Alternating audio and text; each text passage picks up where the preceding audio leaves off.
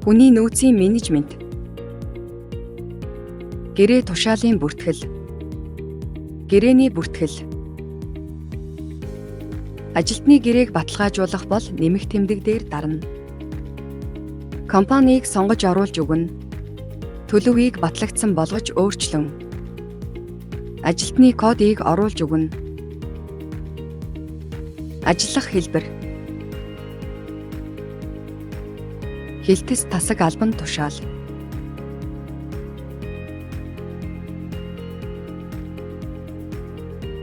Цалингийн хэмжээг оруулж өгнө.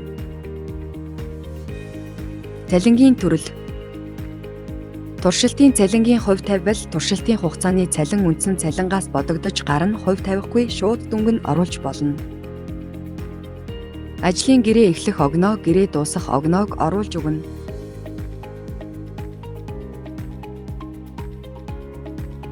Батлагдсан төлбөр хадгалсны дараа тушаал хэвлэх боломжтой хэвлэх дарах. Ингэснээр хадгалах товчийг дарна.